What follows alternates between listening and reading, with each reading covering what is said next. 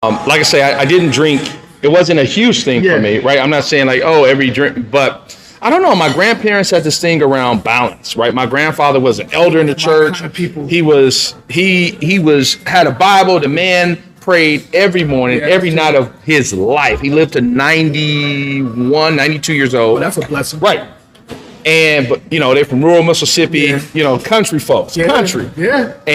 But hey man, let me give me a drink, man. Stop playing with me. It was this really cool thing. My grandparents, it's my mother's parents. They kind of always had this balance of like, man, you better have fun, work hard. Again, that guy, my hero, right? Yeah. So worked 2 full-time jobs, 23 years, worked his butt off. So on the weekends, he would have a drink or so. And you think about the generation prior to us, right? Yeah.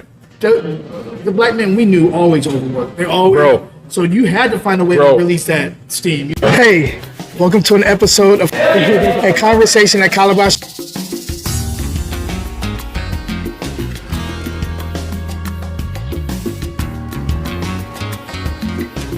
And join us for the next one. Cheers. Hey, what up, everybody? Welcome to another episode of A Conversation at Calabash. I'm your host, J-Tom Gunter. We are on location at Calabash Restaurant in Oakland, close to the lake. And today we have an amazing winemaker. I can't wait to get into his story and everything he's done in the industry. Before we do, though, I want to let you guys know that we have a lot of stuff going on at Calabash. Stay tuned. We have a newsletter coming out very soon, so you want to come in here and sign up for that. We're going to be trying to set up a wine club down the road, and we're just really excited to bring you new stuff and to share some stuff. And he is our winemaker of the month, so that's why we're doing this today. We want to show he would be on the newsletter going forward as our winemaker of the month. So with that being said, today we are with Jerry from Ayaba Wines. You guys can see we got some cans going on here, a little bit different. Jerry, go ahead and let everybody know who you are. Just give them a little bit of a small, introduce yourself a little bit. Where do I start? Oh, by the way, cheers. I'm sorry, guys. I forgot. Yeah, cheers, man. Thanks for being on my platform, man. Thank you. Thank you for having me, man.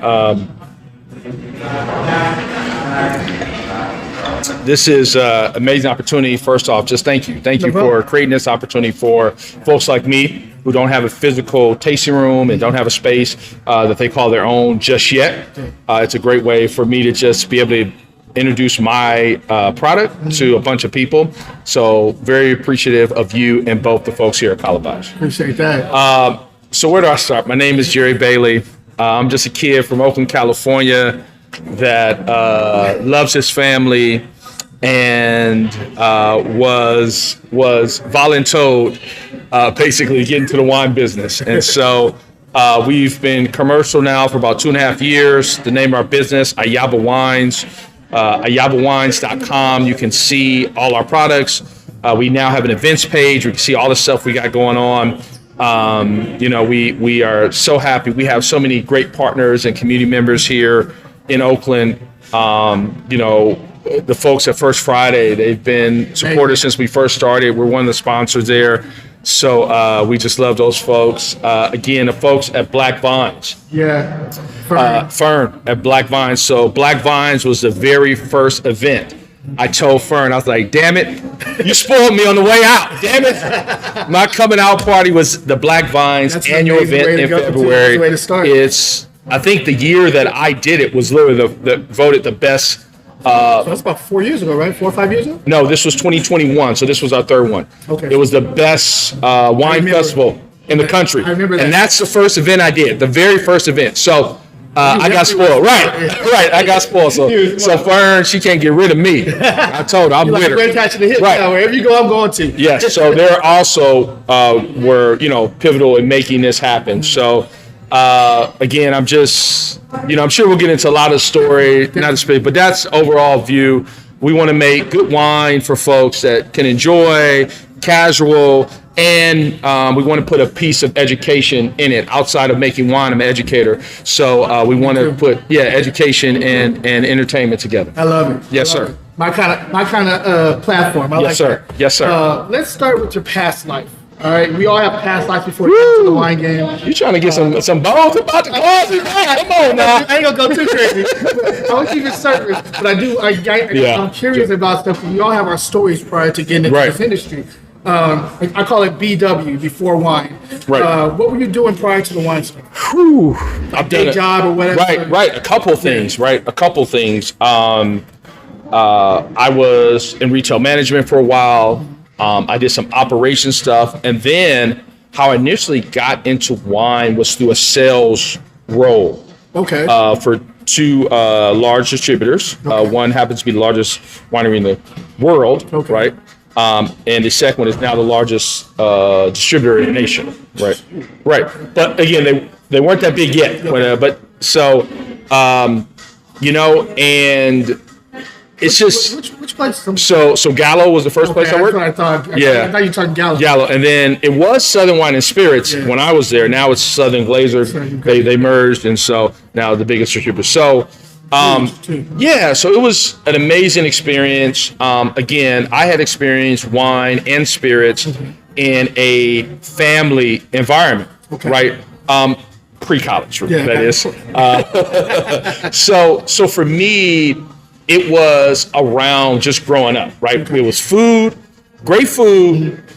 There were some kind of wine, spirits, beer being served as well, and then a bunch of laughing and arguing. That's a different type of household. Hold on. Let me rewind. So, growing up, your family let you drink with them when you're a parent with food and stuff like that. Yeah. So not like a whole glass. Of course. But he got a little something. Let me get a little sip of that. Come here, Let me get a little sip. So it's weird. Like, again, it wasn't something that I would say was excessive. It wasn't daily. Yeah. But if we were having an event, I could sip on my aunties, my uncles, my mom's and it kind of just started going from there. Yeah. And so, like I say, obviously, getting in college, there's bigger access, but it wasn't a huge thing for me because I had been around it. I have an opposite story. I was wow. My father's a preacher. We didn't have alcohol in the house at all, except for the stuff my mom would sneak when my dad wasn't around, drinking our wine and stuff. So I had no alcohol all the way up until I was about. I was 20 years old, and I was going to be turning. My birthday's in January. That's his mom. Oh, January 26th. Get out of here. Yeah. 25th. Get out of here, dude. Crazy. I know I liked you. A curious cake, man. Oh, that's crazy. That's crazy. So I went to San Jose State. Okay. Living off campus, we had a apartment complex, all students. We all party and have a good time, but I didn't drink at the time. Right. All my partners got twisted all the time. Right. So I remember it was New Year's Eve was coming up. I was turning 21 that next month. And everybody was like, man, why don't you ever try? I was like, you know what, this is y'all chance. Y'all want to get me? I never tested stuff, but let's go. Let's see what's up. So all night they're buying me drinks. Take a shot of this, take a shot of that. I realized that night that my tolerance is mad high. Right. Everybody else had half or a quarter of what I had, and they were drunk all over the place. Right. And I ended up driving people home. Get out of here. This is the first time you drank? First time I drank. Get out. Care of people, all this Get stuff. out. So I realized in that moment, I said, if I start drinking, I'm going to go broke trying to get drunk. Right. I need to find something that I really like to drink. Right. And then I said, so that was one thing. And I was like, what does women like to drink? Oh. Smart man. Because I want to separate myself from the rest of the knuckleheads over here. How do I stand out from the rest of the guys with the women? There you go. And so I was like, let me try some wine. And that's what got me into all the wine stuff and stuff. But it's separate from you because I couldn't touch none of that stuff growing up. Nah. I ran with some rough dudes. I got good grades, and I did not touch any alcohol or drugs, and I was an athlete too. So as was I, athlete all the way through college, and so like I say, I didn't drink. It wasn't a huge thing for me, right? I'm not saying like, every drink, but I don't know. My grandparents had this thing around balance, right? My grandfather was an elder in the church. Kind of people. He had a Bible. The man prayed every morning, every night of his life. He lived to 91, 92 years old. That's a blessing. Right. but they're from rural Mississippi, Yeah. country folks, Yeah. country. Yeah. But hey man, let me get me a drink, man. Stop playing with me.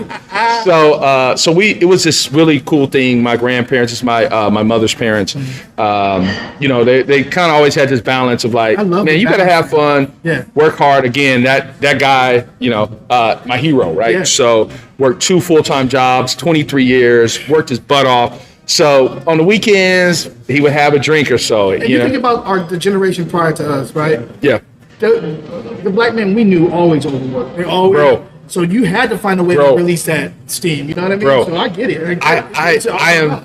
We are so blessed in this generation. I was just talking to my best friend, my son's godfather. He's out in Maryland, and he and I are both big guys. We played football together in college.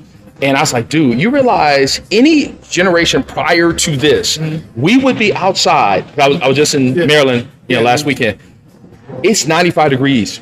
Our big bus would be outside working, doing some kind of labor job. Yep. And this is one of the first generations that both of us, we sit in front of a computer and make money. Yeah. And make way more money than those guys did. Yeah. Probably, over the career. It's a beautiful thing, and it's even more so now with this generation, the newest generation. Right. These kids are coming up with the computers. Like our generation, that was halfway through. We didn't probably get computers until we were in high school or Right, exactly. You know what I mean? But now it's like these kids are born with a computer in their hand. Right. So you started off there doing, working through distributing and all that stuff. Yes, sir. Tell me this: the $1 million question is always how you got into wine. So you said it was through that. That was my introduction.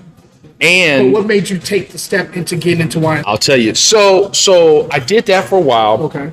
And I honestly didn't see myself, right? I didn't see a place where I could fit in. Like Gotcha. I felt like in both situations, they were kind of family businesses, like I didn't see where I could Scale? really, And so, again, I think, both folks, they treated me well, they liked me, but it was like, in order, I would have to change as a person in order to be really, really successful here. That was me at AT&T. And I didn't want to do that. Right. So fast forward. So that was probably around 2008 when I stepped away from my last role with those guys. And then there was some time. Again, I still was enjoying wine and all that good stuff. But 2015, 16 or so, hanging out with family. Yeah. Same thing. What we doing? Eating, drinking, having a good time. And the fellas, we were drinking whatever spirit, age spirit of choice.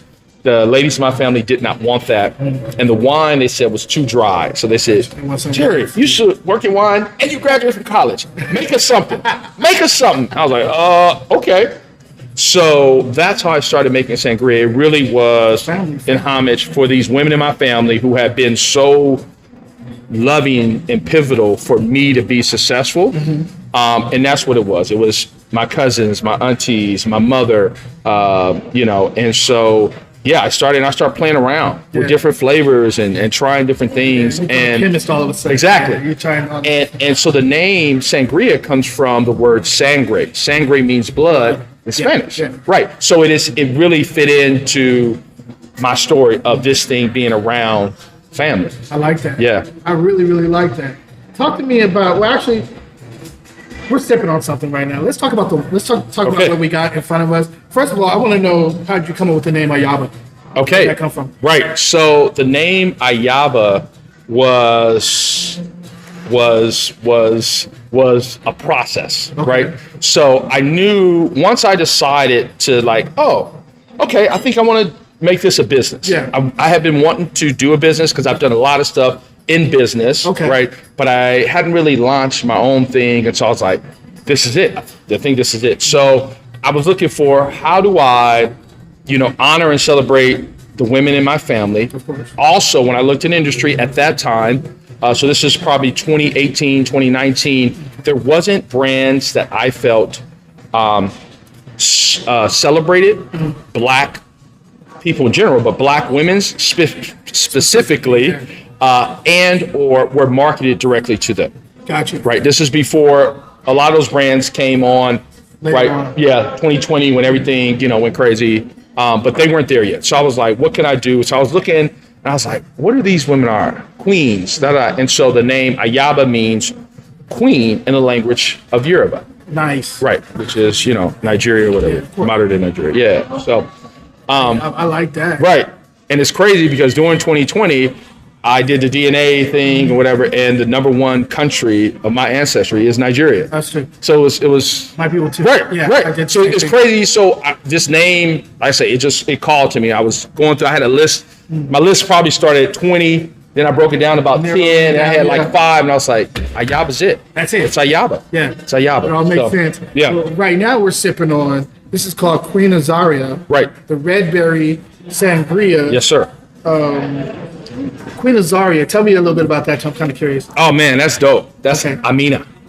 Right. Amina is when you think of a warrior princess, right? There's actually, was it Netflix or no, Amazon?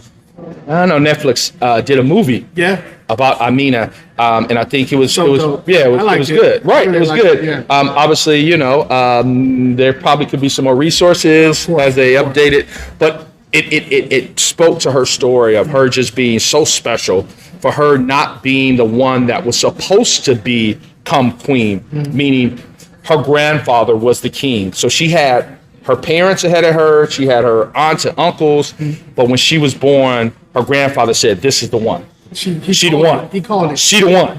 And so she was trained very differently from typical young ladies coming up that time. Gotcha. She was trained like a warrior. I like that. Right. So there's statues of Nigeria all around with her picture and a sword that she will Seen wield. that, yo. I seen that. before. Yeah, yeah. So she's just a super dope. She's that fierceness Yeah. that you have to love and respect about a black woman. Of course. Right. It's You can feel it. Right. When they walk Each in the one room, has like a that. different, in my mind, a different expression of how I've experienced black women, Yeah. not only in my life, but what I've seen. And so Yeah. she is that warrior. She was beautiful, intelligent, and just didn't take nothing. I love that. Yeah, Love man. that. And Yeah. you come from. I could tell you come from strong black women in your family. Oh God, man. Me too. Man, Me too. brother, to make Stories it, like- man. dude. I just statistically speaking, right? Like for you and I to be sitting here, Yeah. it's just crazy. It is. It's crazy to think is. about. And as you're going through it, I didn't even think about it. Again, Oakland's pretty wild right now. But Sure. when we were coming up, Yeah. like Oakland was like the murder rate way higher than it is Yeah, it now. was Like it's nuts. just, it was crazy. It was so dangerous. I know it was Right. Right. Wild West over there. Right. I'm from the East. We come to West You Oakland. don't know? It was, unless I was kicking it with my They cousins. stay out of Bush Rod too. And Man, those, like, man. It was just real areas. it was a different world. And so I'm so grateful, right? Not only to the creator, but to my family. Yeah. And especially, those women in my family that kept me out of when I'm raising money, they were the supporters, the car wash, yeah. the candy, all the stuff. So yeah, man. I love that. For I sure, love that. for sure. So we have the red berry here. I want y'all to see it if you can. Yeah. This is sangria, one of his, Right. of course, his creations here. Let's Right. go ahead and get in it a little bit. I want to see if we catch anything off the nose. Tell me what the base is, Right. all that. Before I want to do this, also, we won our first year out in 2022. Sorry, but we won an award for our labeling. Nice. So yeah, for our packaging, Pretty dope. we won a gold medal at the Los Angeles International Wine Competition, and a sister designed this. Shout out to my folks at 510 Media. Oh, salud. Right, good folks. Our designer Danielle did our label. She did our logo. She did our brand, everything. And so she's a godsend. So again, I'm so blessed with so many amazing black women around me, man. It's I great. tell everybody, man, if you go do business, make sure you got a black woman next to you. You better. Make sure you have somebody better. in your orbit that you can bounce ideas off Right. of. Because they'll set you straight when you're losing yourself, Right. but they're also so creative and so Right. You see, that's why I have my cousin Tiff. Yeah, she's the She one. helped man. me She keep had it right, cracking man. up, man. Right. I had such a good time with her last week. Yeah, she said she had a good time, man. Had a good time. Yeah. So talk to me about the base of this wine and all that, and what's going on. Okay. Yeah, so this is a blend of a couple of wines, mainly those is Petite Syrah, right? And we wanted that Petite Syrah to give that blueberry and to give this wine some structure, right? Our other two wines are much more light. They got bubbles. Again, right. We wanted this thing to be stronger, more structured. We still have all the fruit, right? Again, blueberry comes out a lot. You get strawberries, you get some cherries on there. It's a bright burst of orange as you're sipping, and then you might get a little kiwi as well. So this was, again, a little bit of blood orange. Right. Yeah, definitely. The berries is where it's at. Right. Yeah, man. So this is, again, it's so amazing. Like somebody sent me, one of my former early customers sent me a picture of a picture she took of my product from 5-6 years ago. Really? When I started. So I started putting it in mason jars, right? Big mason jar, 1 liter mason jars. And then I went to 750 bottles.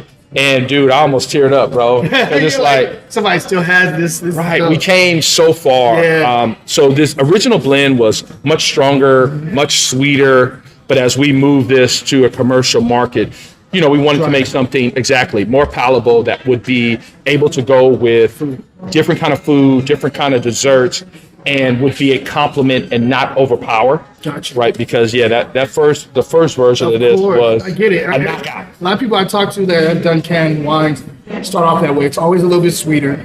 It's always a little bit fuller body, a little bit richer. Right. But they all have to pivot. Right. And the ones who don't, it doesn't sell. Just being honest with you. So this is delicious. Thank you, man. I've already had this before. So I'm going to talk about the flavor profile in a second, but I've already had it before. This is delicious. Thank you. Aromatically, though, this is really cool. I love the blueberries. I love the raspberry going on. There's like a little bit of a pomegranate thing going on, too. That's cool. Yeah.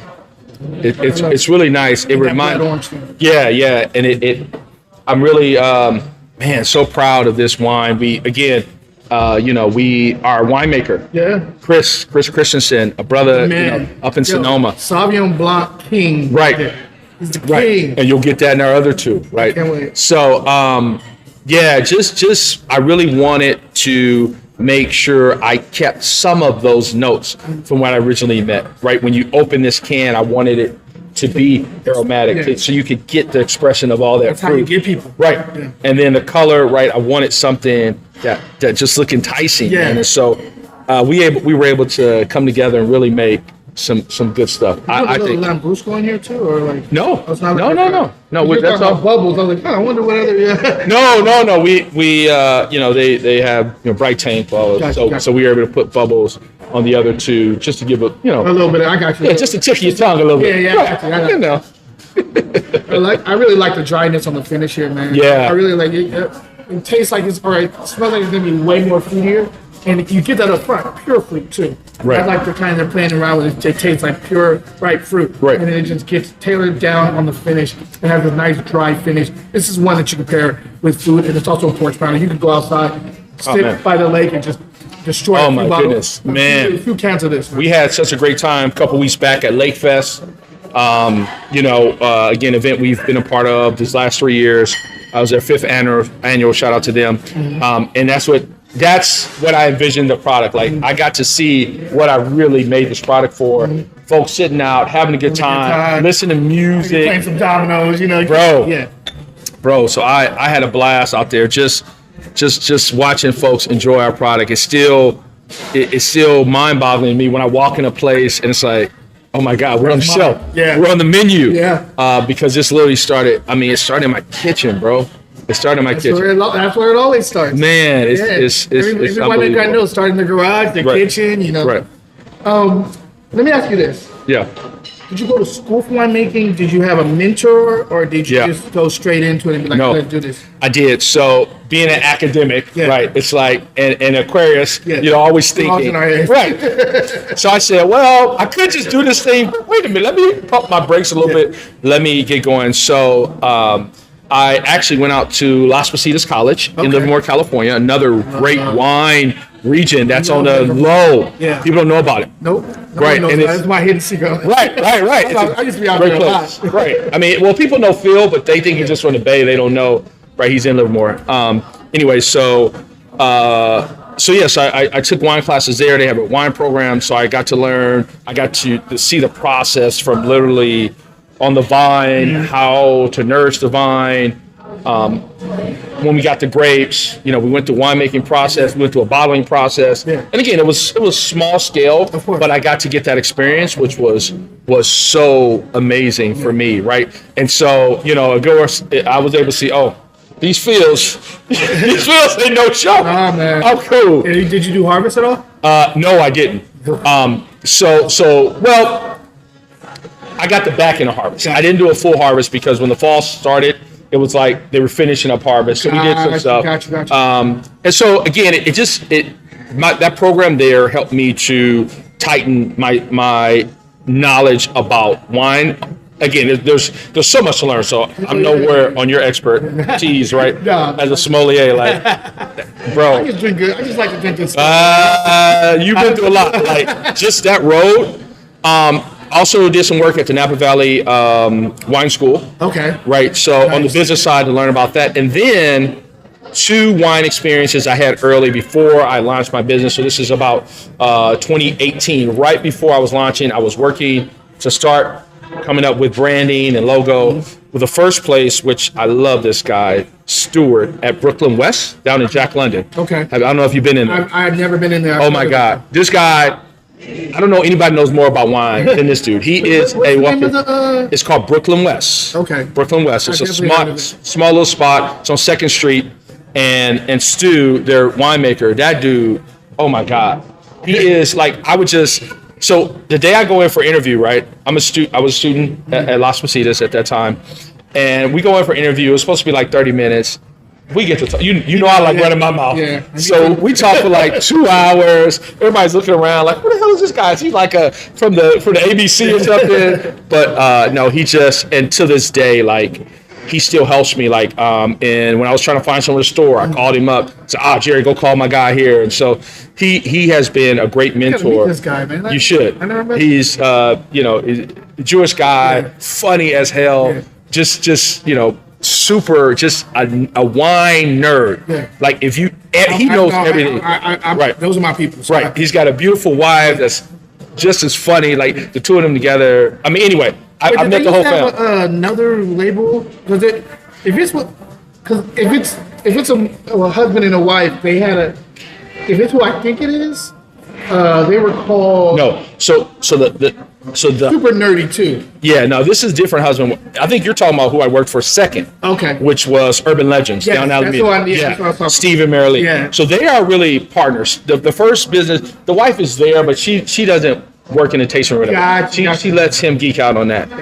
The second couple, right, the husband and wife, right, they're great. Conversation with Tim, I was like, I love this, right? I'm getting challenged. This is great. Right. So my experience with both of those folks helped me to really see what wine was like on the private label side and in a small capacity, smaller, right? Because it's still bigger than a lot of other wineries. But, I worked in the tasting room for both of them. I got to help out in a little bit of production on both sides, especially more with Urban Legends. We did a couple bottlings.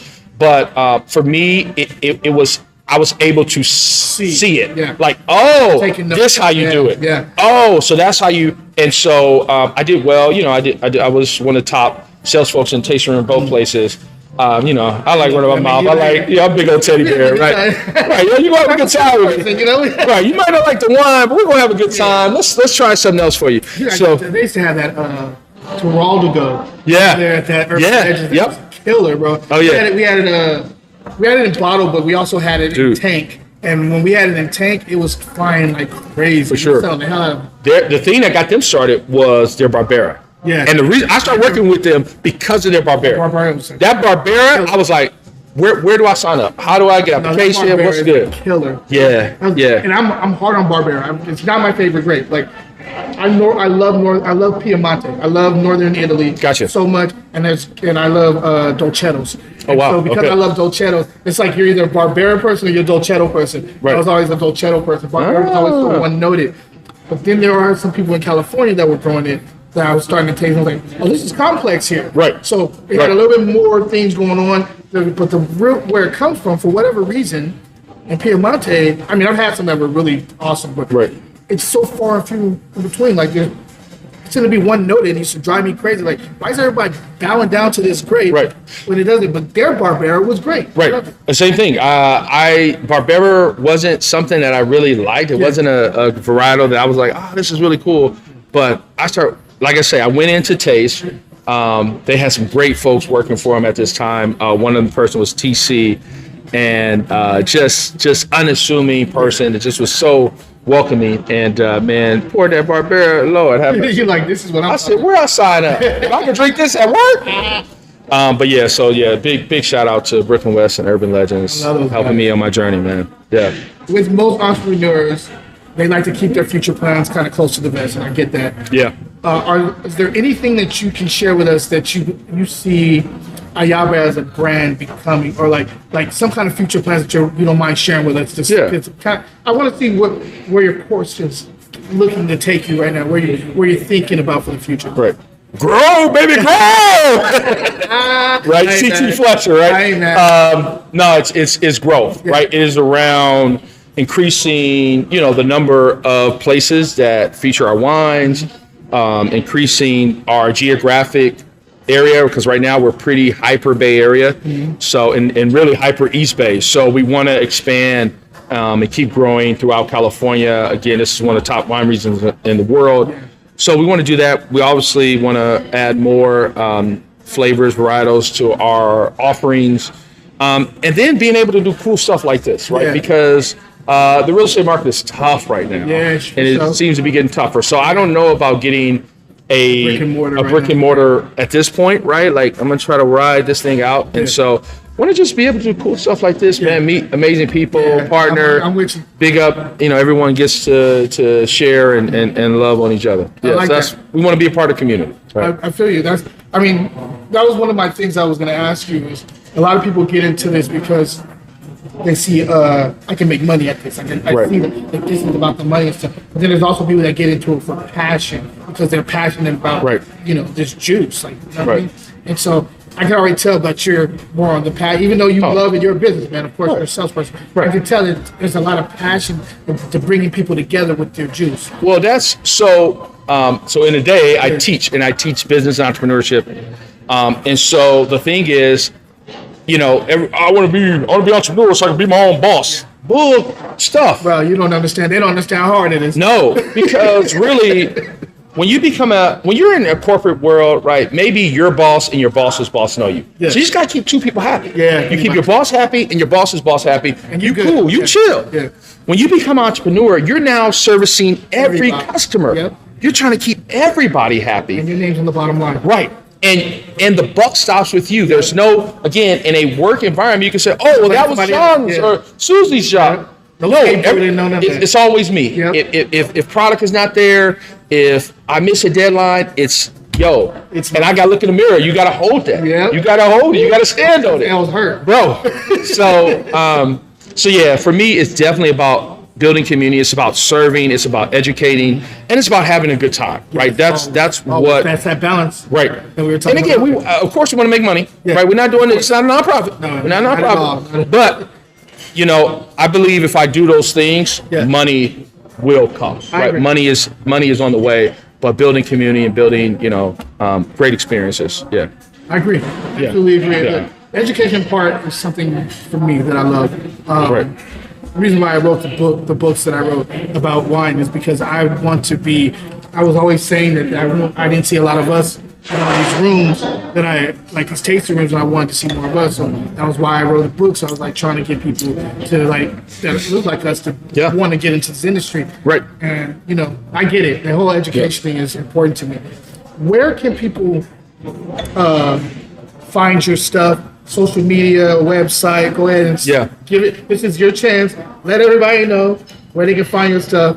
And first of all, you can come here and find this stuff. Right. We're selling it out at Calabash. Come on, get it here. Over and kick it over here, but let them know your social. Yeah. So everything is Ayaba Wines. So we're on IG, Insta, and we got a TikTok. I ain't really mastered that, but Instagram is where we're at a lot. Our website, ayabawines.com. We have all the tabs. You can hit the community tab, see all the nonprofits we work with. Again, I'm an Oakland native, so we work with Oakland Public Schools. We work with a lot of different organizations that we try to support and give back to. And that will always be something that we do at Ayaba Wines. Events page shows you where all the stuff we got going on, and then find us. And so you can see the 20 or so stores that we are. Some of our best. We have a lot of great partners, but we definitely want to shout out our folks at Kinfolk who have been very supportive since they opened up. They got a great vibe going there. A great place to just be, to work or hang out, socialize. So I love those folks over at Kinfolk as well. Yeah. Nice. Yeah. Well, I want to say thank you for even being on my platform. I know you're a busy guy, and so the fact that you were able to take some time out to come and hang out, sit with me, and talk about wine and chop it up and shoot the shit. Appreciate it. Man, you already know. It's love, man. Shit. It's over? It's over. You know I like to talk, man. We're going to talk offline. Right, man. Especially with the business stuff, because I always want to pick people Man. like you. Thank you. Thank you all for tuning in. Keep supporting this guy. Thank you. And until next time, cheers, guys.